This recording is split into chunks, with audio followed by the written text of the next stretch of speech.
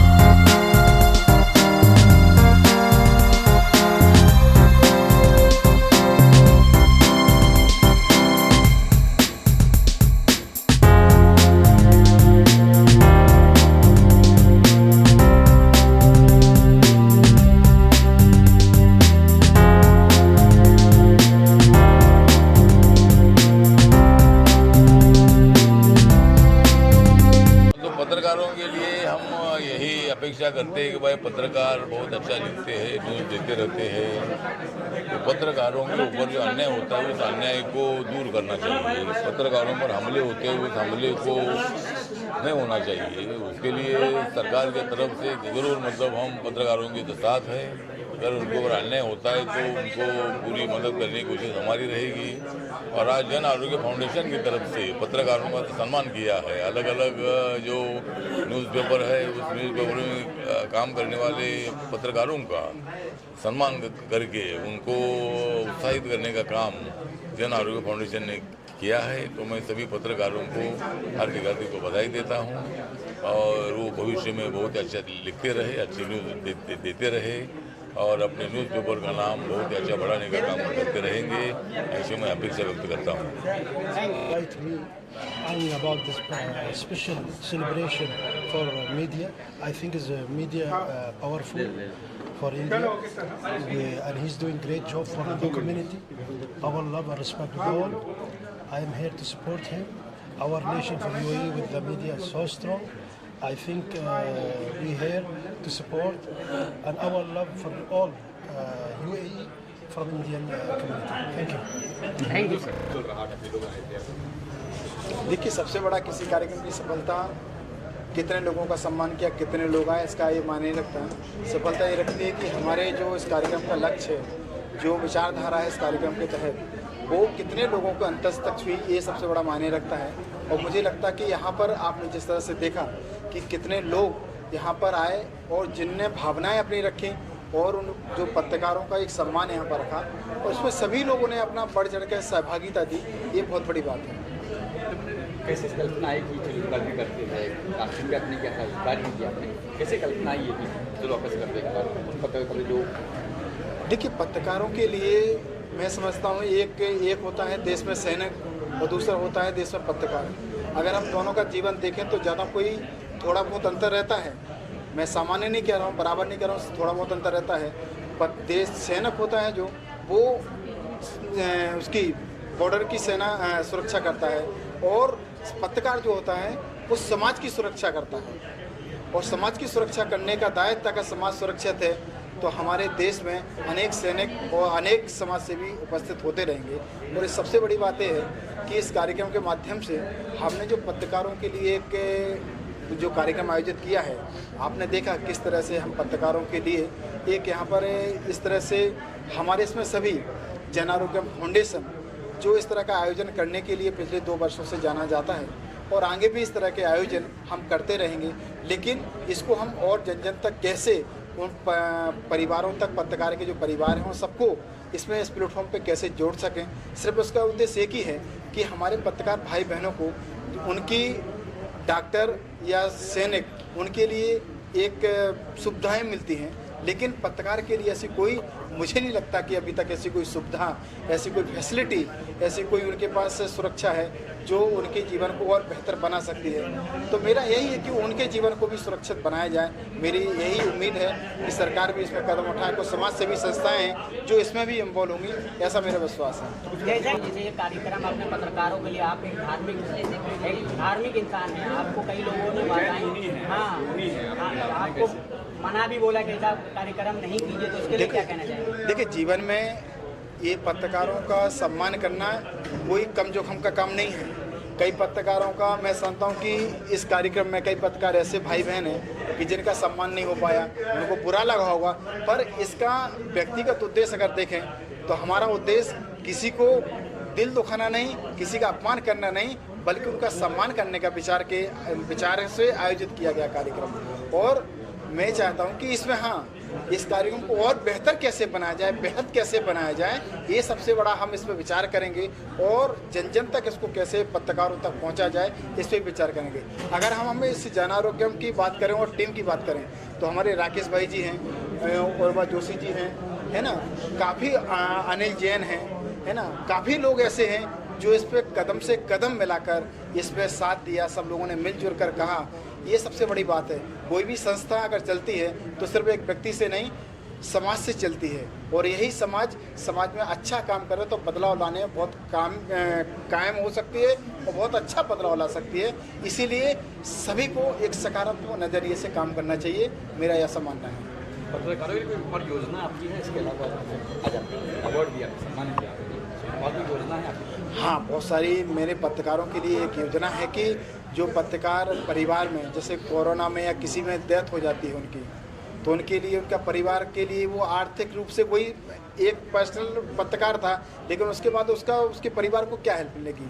परिवार आर्थिक रूप से कमज़ोर है ना, आप क्या करें? तो उसके लिए कौन है? ना समाज खड़ा होता है, ना सरकार खड़ी होती है, ना कोई खड़ा होता है। तो ऐसी हम पत्रकारों के लिए कुछ हम ज़्यादा नहीं कर सकते हैं, कोई बड़ा वादा नहीं करेंगे नेताओं की तरह कि हमने बोल दिया कर नहीं। मेरा ऐसा मानना है कि बोलना कम है, काम ज़्यादा करना है।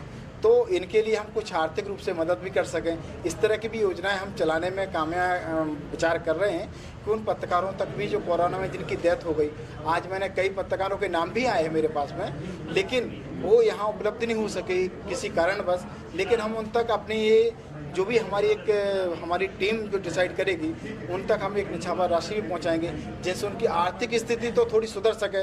हम जो उनके परिवार ने खो दिया वो तो हम पूरा नहीं कर सकते, कम से कम उनकी ज़रूरतों का थोड़ा बहुत तो ध्यान रख सकते, ऐसा उद्देश्य है। Thank you sir, thank you. श्रद्धेय बाल ब्रह्मचारी श्री देवेंद्र भाई जी के द्वारा आज जो पत्रकारों का ये सम्मान का कार्यक्रम किया है जन आरोग्य फाउंडेशन के माध्यम से, भाई जी का सदैव यही उद्देश्य रहता है कि जन कल्याण के कार्य कैसे किए जाए, उसके लिए सदैव वो तत्पर रहते और उनकी यही सोच है कि हर तबके की मदद की जाए। उसी श्रेणी में आज पत्रकारों का सम्मान किया गया, आगे भी भविष्य में भी इस तरह पत्रकारों का सम्मान किया जाएगा। लोकतंत्र के एक चौथे स्तंभ पत्रकारिता के लिए भाई जी ने बहुत सोच समझ के ये कार्यक्रम रखा कि अगर पत्रकार निर्भय निडर होकर कार्य करता है तो उनका सम्मान होना उनका हक है। इस तरह की भावना लेकर आज भाई जी ने ये कार्यक्रम किया और सभी अच्छे पत्रकारों को, निडर पत्रकारों को आज सम्मानित किया। इसी तरह हम भविष्य में भी ये कार्यक्रम करते रहेंगे। आज ये हमारा दूसरा कार्यक्रम था, जन आरोग्य फाउंडेशन के माध्यम से दूसरी बार पत्रकारों का सम्मान किया गया है और भविष्य में भी इसी तरह से हम कार्यक्रम करते रहेंगे और लोकतंत्र की चौथे स्तंभ को मजबूत करने के लिए, उनके साथ कंधे से कंधा मिलाने के लिए जन आरोग्य फाउंडेशन खड़ा रहेगा। हमारे संस्थापक अध्यक्ष देवेंद्र भाई जी, उनके साथ हमारी पूरी टीम, महेंद्र भाई है, मैं हूँ और मेरे बहुत सारे उर्वा जोशी जी है, अनिल जैन जी है, हम लोग सब मिलकर आगे भी पत्रकार बंधुओं के लिए जो भी हमसे बन पड़ेगा वो कार्य हम करेंगे। श्री देवेंद्र भाई जी साहब ने जन आरोग्यम ये चालू किया है सिर्फ पत्रकारों के लिए, कि पत्रकारों के लिए आज तक किसी ने भी ऐसा कभी सोचा नहीं, वैसे हमारे गुरुवर्य ने सोचा और इनको हर तरह से सुविधा मिले, इनको साथ सहकार मिले और इनको कोई भी नुकसान होवे तो वो हमारे आदरणीय गुरुवर्य पूरा करने की इच्छा रखते हैं और इसी माध्यम से आज गुरुवर्य ने दूसरा प्रोग्राम किया है और आगे भी हमेशा करते रहेंगे। ये सामाजिक जो संस्था है जन आरोग्य, इसके साथ साथ में कई ऐसी संस्थाएं हैं, कई ऐसी कंपनियां हैं जो हमेशा से एक सहयोग के तौर पे हमेशा एक खड़ी होती हैं और खड़े होने का तात्पर्य ये है कि जब कोई संस्था निस्वार्थ भाव से जब काम करती है तो कई लोगों तक ये आवाज़ पहुंचती है और ऐसी ही एक कंपनी है, आप देख रहे हैं डिवाइन जी। डिवाइन का अर्थ जिस तरह नाम है उसका अर्थ भी वैसे गहन है और डिवाइन के जो हमारे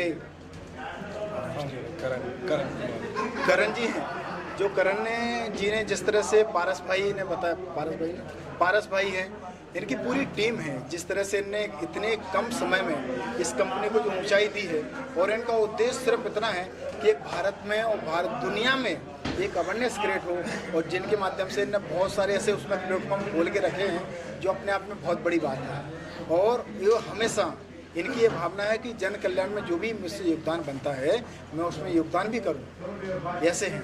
तो हम चाहते हैं कि करण भाई इसमें कुछ कहें। करण सर क्या कहना चाहेंगे? डिवाइन चालू करने का हमारा एक ही उद्देश्य था कि जितने भी लोग हैं यहाँ पे पूरे देश में ग्लोबली हमारे इंडियन रिच कल्चर से जुड़े, जो हमारा रिच कल्चर है एस्ट्रोलॉजी, मेडिटेशन और आयुर्वेदा, इसके सामने इससे लोग जुड़े, इससे लोग सक्सेसफुल हो और इससे लोग अपनी ज़िंदगी में आगे बढ़े।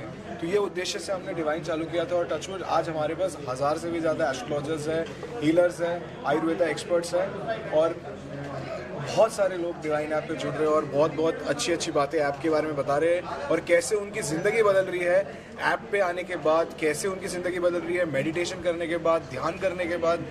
ये एक अपने में एक बहुत बड़ी अचीवमेंट है कि हम हमारे ऐप के माध्यम से लोगों की ज़िंदगी चेंज कर पा रहे हैं, लोगों को एक अच्छी रास्ता दिखा पा रहे हैं, उनको सक्सेसफुल बना पा रहे हैं। तो मैं गुरुजी का धन्यवाद करता हूँ। गुरुजी से कैसे जुड़े आप? गुरुजी का आशीर्वाद हमारे साथ हमेशा रहा है और इसके लिए भी उनने काफ़ी अच्छा आशीर्वाद दिया था और उनके आशीर्वाद से ही आज ये ऐप सब आपके सामने है। तो thank you Guruji, thank you so much, धन्यवाद। बिल्कुल, पहली बात तो बहुत बहुत धन्यवाद भाई जी को, यहाँ पे बुलाया उन्होंने। बहुत अच्छा लगता है जब इतने सारे मर्दों में हम कुछ महिलाएं यहाँ पे हैं, तो हम उनके बराबर ही है या उनसे आगे है, कम नहीं है उनसे। और सभी विजेताओं को कंग्रेचुलेशंस मेरी तरफ से। मेरा खुद का फाउंडेशन है साक्षरता फाउंडेशन, जो कि हम छोटे बच्चों को, अंडर प्रिविलेज बच्चों को पढ़ाते हैं, महिलाओं को सक्षम बनाने की कोशिश करते हैं, कुछ कुछ प्रोजेक्ट्स उनको देकर। और जो सोशल स्ट्राटा में जो फ्रंटलाइन वर्कर्स है, जो हमारे लिए दिन रात इतना काम करते रहते हैं, उनके लिए कोई किए हैं हम देखे नहीं अभी तक, तो उनके लिए कुछ प्रोग्राम्स रखते हैं, मेडिकल कैंप्स है। जैसे अभी रक्षाबंधन के दिन हमारे एनजीओ के लड़कियों को हम लेकर गए, उनको राखी बांधी, पुलिस स्टेशन में जाके बहुत खुश हो गए। तो ये खुशी बहुत मायने रखती है और भाई जी का बहुत सपोर्ट है, आशीर्वाद उनका है। मैं बहुत बहुत धन्यवाद करती हूँ उनका, और यहाँ पे बुलाने के लिए भी बहुत धन्यवाद। Thank you so much.